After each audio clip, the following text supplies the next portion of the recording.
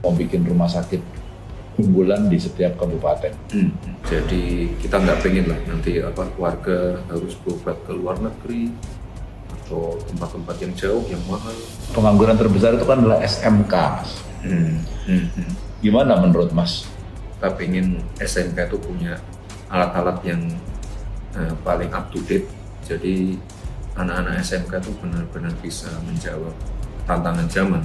Rencananya terhadap santri ke depan? Santrinya harus bisa sekali lagi menjawab tantangan zaman. Terakhir ketemu Janet. Terciduk, Gibran nyontek program fasilitas kesehatan Ganjar, 1 desa 1 vaskes 1 nakes di Jiblak. Waduh, cawapres kok kayak gini kualitasnya.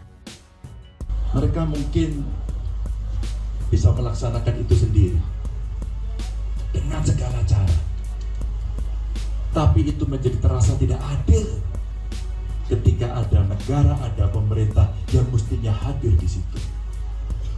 Inilah perjuangan luar biasa dari seorang pendeta tadi, gelarnya SPD. Beliau mencari obat-obatan dan beliau bekerja untuk menolong rakyat. Pesan kuat kepada kami adalah betapa akses kesehatan menjadi begitu penting. Program-program Ganjar akan banyak mendukung teman disabilitas. Bersama Prof. Mahfud, akan membuka jalan bagi penyandang disabilitas memiliki payung hukum atas hak-hak penyandang disabilitas dalam berbagai sektor. Terlebih, saat ini Indonesia telah memiliki Undang-Undang Nomor 8 Tahun 2016 tentang penyandang disabilitas. Hai, selamat datang di channel Redaksi Jurnal bersama JJ. Dalam sebuah unggahan akun Instagram dari Kumparan, memperlihatkan sebuah video wawancara Cawapres nomor urut 2, yaitu Gibran Rakabuming Raka. Dalam video itu diberikan caption berikut ini. Co-host Info A1 Ipang Wahid mendapatkan kesempatan mewawancarai secara eksklusif Cawapres nomor urut 2, @Gibran_Rakabuming. Gibran pun menjawab sejumlah pertanyaan, mulai dari rencana meningkatkan fasilitas kesehatan di setiap kabupaten, hingga meningkatkan kualitas siswa-siswi SMK sesuai kebutuhan zaman. Lantas, apakah Gibran sudah siap ikut debat Pilpres pada 12 Desember nanti? Dan seterusnya. Di awal video nampak statement Gibran mengenai fasilitas kesehatan di Indonesia. Gibran berkeinginan untuk membangun rumah sakit unggulan di setiap kabupaten. Gibran menyampaikan bahwa tidak ingin rakyat harus sampai jauh-jauh berobat ke luar negeri yang notabene pasti mahal. Saya rasa hal tersebut baik ya, akan tetapi ternyata program tentang fasilitas kesehatan tersebut nyatanya sudah dipaparkan oleh pasangan Ganjar Mahfud sebelumnya. Jadi ya bisa dibilang nyontek lah ya. Karena seperti yang diberitakan CNBC Indonesia, pasangan calon presiden Ganjar Mahfud mengusung program pembangunan fasilitas kesehatan pada setiap desa.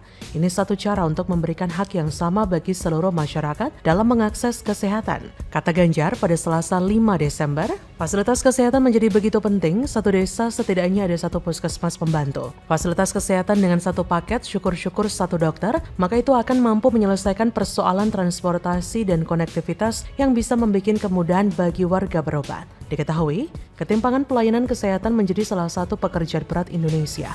Ketimpangan tersebut bisa berdampak besar terhadap kualitas kesehatan, sumber daya manusia, SDM, hingga produktivitas tenaga kerja. Indikator untuk mengetahui seberapa bagus layanan kesehatan di sebuah negara juga bisa dilihat dari jumlah tenaga kesehatan dan fasilitas kesehatannya. Jumlah fasilitas kesehatan ataupun tenaga kesehatan di Indonesia terus meningkat, namun jumlahnya masih sangat kecil dibandingkan negara lain.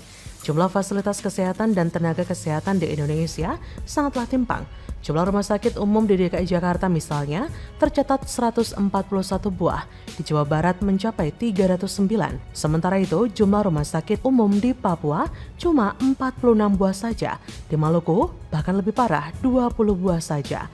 Besarnya ketimpangan antara layanan kesehatan di wilayah Indonesia itulah yang membuat pasangan calon presiden dan calon wakil presiden Ganjar Mahfud memiliki gagasan untuk meningkatkan fasilitas atau nakes di daerah. Ganjar Mahfud juga berjanji akan melakukan restrukturisasi manajemen tenaga kesehatan dan memastikan alokasi anggaran, serta meningkatkan pembangunan dan revitalisasi puskesmas atau pusat kesehatan masyarakat (PUSTU), terutama di wilayah 3T dan perbatasan. Harapannya yaitu akses puskesmas atau pustu semakin dekat dengan masyarakat, terutama di wilayah 3T dan perbatasan. Rasio dokter dan nakes mencapai ideal dengan kualitas pelayanan tinggi, memastikan anggaran kesehatan minimal 5% di luar gaji pegawai untuk perbanyak program inovatif, terutama infrastruktur dan program promotif preventif. Nah, jika sudah mendengar paparan program Vaskes Ganjar Mahfud di atas, lebih mantap mana dengan yang cuma sekedar kepengenan, namun menyebut asam folat saja keseleo jadi asam sulfat? Kira-kira rakyat bakal percaya yang mana ya? Kalau saya sih, sudah jelas, Gama pilihannya. Gak muluk-muluk, sesuai di lapangan, dan jelas nanti pelaksanaan dan pertanggungjawabannya. Ya apa sih yang bisa diharapkan dari program-program paslon sebelah yang cuma bisa nyontek program Pak Lurah sebelumnya? Ada, bagaimana menurut Anda?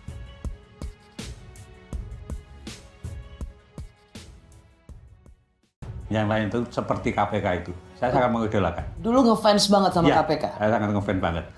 Tapi saya nggak ngelamar loh. Saya kemudian waktu itu kebetulan pensiun dari KPP, saya memutuskan pensiun. Di tahap pertama tidak ngelamar, kemudian pesertanya kurang, diundang oleh pansel pada waktu itu. Betul. Jadi ngeliat KPK sekarang itu, Pak Agus bisa dibilang shock. Shock, ya betul.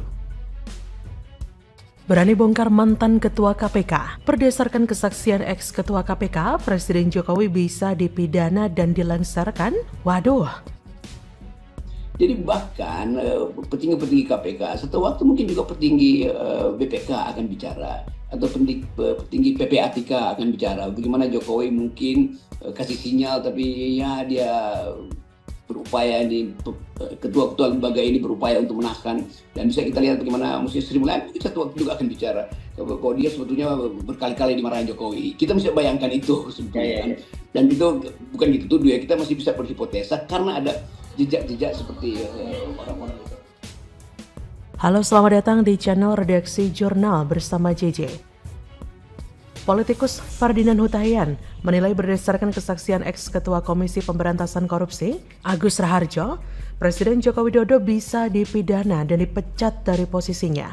Dalam kesaksiannya, Agus Raharjo yang merupakan Ketua KPK pada 2015-2019 mengatakan ia pernah dipanggil ke istana sendirian dan di dalam ruangan Jokowi sudah marah meminta kasus korupsi EKTP yang menjerat Setia Novanto dihentikan. Kata Ferdinand, dengan kesaksian ini maka Presiden bisa dikategorikan telah menyalahgunakan kekuasaan dan termasuk dalam kategori merintangi atau menghalang-halangi penyelidikan. Presiden Jokowi sebagai pribadi bisa dipidana dan dipecat dari jabatannya. Menurut kader PDIP itu, keterangan Agus Raharjo mengenai Jokowi yang meminta memberhentikan kasus Setnov merupakan skandal besar. Sebelumnya, mantan Ketua Komisi Pemberantasan Korupsi Agus Raharjo mengaku pernah dipanggil dan diminta Presiden Jokowi untuk menghentikan kasus yang menjerat Setnov, yaitu korupsi EKTP. Setnov diumumkan sebagai tersangka oleh KPK pada 17 Juli 2017. Waktu itu ia menjabat Ketua DPR dan Ketua Umum Partai Golkar, salah satu parpol yang mendukung Jokowi. Agus terlebih dahulu menyampaikan permintaan maaf sebelum menyampaikan peristiwa tersebut. Ia mengaku baru pertama kali mengungkapkannya di hadapan media.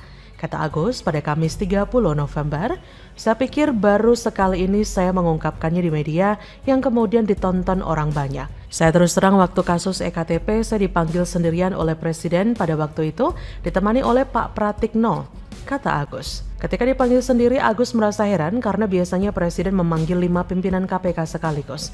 Ia juga diminta masuk ke istana melalui jalur masjid bukan ruang wartawan. Saat masuk ruang pertemuan, Agus melihat Jokowi sudah marah, namun ia tidak mengerti maksudnya. Tapi setelah duduk ia tahu bahwa Presiden Jokowi meminta KPK untuk menghentikan kasus Setnov. Ia berkata, Presiden sudah marah menginginkan karena baru masuk itu beliau sudah ngomong hentikan. Kan saya heran, apa yang dihentikan? Setelah saya duduk ternyata saya baru tahu kalau yang Jokowi suruh hentikan adalah kasusnya Pak Setnov. Tapi Agus menolak perintah Jokowi karena surat perintah dimulainya penyidikan atau sprindik kasus EKTP dengan tersangka Setnov sudah dimulai 3 minggu sebelumnya dan ketika itu tidak ada mekanisme SP3. Agus berkata, Saya bicara apa adanya bahwa sprindik sudah saya keluarkan 3 minggu yang lalu di KPK, nggak ada SP3, nggak mungkin saya memberhentikan itu. Salah satu yang membuat heran dan menyebabkan kebingungan yang mendalam di dalam masyarakat adalah salah satu pernyataan dari Koordinator Generasi Muda Partai Golkar, Ahmad Doli Kurnia. Saya ingatkan Pak Jokowi kalau Pak Jokowi memang betul-betul ingin mendapat dukungan penuh dari Golkar dan menjadi kendaraan umum di 2019, ya mari dijaga juga Golkarnya. Dijaga dari apa? Segera tentukan nasib Pak Novanto. Kalau memang secara konstruksi hukum sudah susah dinyatakan tidak terlihat. Saya melihat bahwa pernyataan ini adalah sesuatu yang sangat membantu dan menguatkan Setia Novanto dalam menjalani kasus yang sedang menghancurkan karir politiknya. Hal ini membuktikan jika Setnov tidak sendirian melakukan perlawanan, tapi mendapat dukungan dari partai yang menggunakan jasanya, bahkan sampai menarik-narik nama Jokowi di dalamnya. Saat ini, Setnov melalui Ahmad Doli Kurnia sangat mengharapkan Jokowi melakukan intervensi dan campur tangan, apakah karena Partai Golkar yang dulunya tergabung dalam koalisi Merah Putih berbalik arah mendukung pemerintahan di bawah pimpinan Jokowi layak untuk mendapat belas budi, atau apakah politik belas budi berlaku pada Jokowi? Dengan kesaksian ini, maka Presiden bisa dikategorikan telah menyalahgunakan kekuasaan dan termasuk dalam kategori merintangi atau menghalang-halangi penyelidikan. Presiden Jokowi sebagai pribadi bisa dipidana dan dipecat dari jabatannya. Selebihnya, biar masyarakat yang menilai bagaimana kasus ini. Silakan tulis komen Anda di kolom komentar ya.